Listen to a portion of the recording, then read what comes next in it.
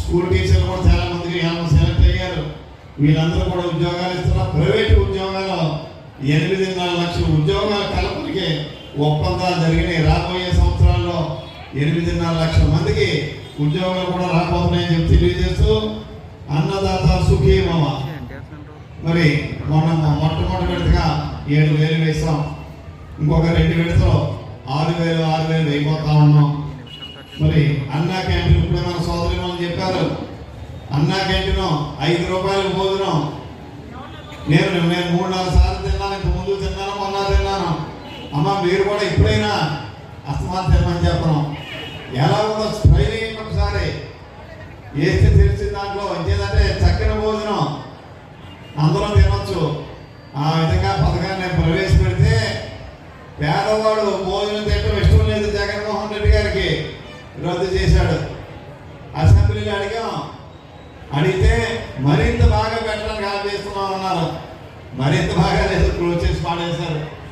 అది మరి మనకు పట్టినట్టు ఆ రోజు పెట్టినట్టు మనకు దౌర్భాగ్యం అని చెప్పి కూడా ఈ సందర్భంగా నేను తెలియజేస్తా ఉన్నాను.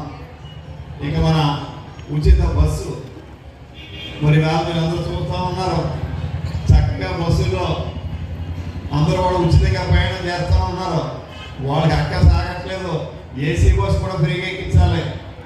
మన ఎదురు సెమీ లగ్జరీ ఎక్కించాలి. కొన్నాటికి ఇచ్చారు. అంటే ఏం మాట్లాడుతున్నారో నాకు అర్థం అవ్వట్లేదు. ఇప్పుడు ఆయన పని చేయమందాం. ఆయన ఎక్కడికి వెళ్ళి హెలికాప్టర్ వెళ్ళేవాడు, విమానం మీద వెళ్ళేవాడు, చెట్లు కొట్టించేసుకోడు. ఇక్కడ దిగుతుంది పాపం. ఆ చెట్లు ఏం పాపం చేసుకో తెలీదు. ఏ ఊరు వెళ్ళినా సీఎం హోదాలో చెట్లన్నీ కొట్టించేసేవాడు. పోయినా తిరిగినట్టు విమానం మనం కూడా పంపుకుందాం.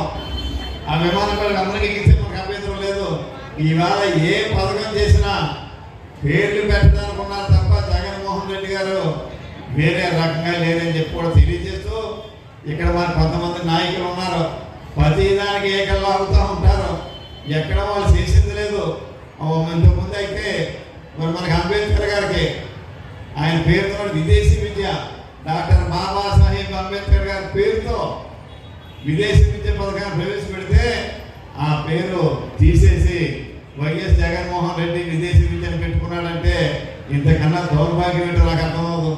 ఆవేళ నోరెప్పుడోటువంటి వాళ్ళందరూ కూడా ఈవేళ ఇక్కడ పెన్షన్ తీసేస్తున్నారు. ఇక్కడ బస్సులు ఏదో గొడవ జరిగిపోతుంది అని చెప్పి రకరకాలుగా మాట్లాడుతున్నారంటే నిజంగా వాళ్ళకి 11 సీట్లకి పరిమితి చేసిన వాళ్ళకి బుద్ధి రాలేదంటే ఖచ్చితంగా భగవంతుడు ఆ 11ని వీళ్ళు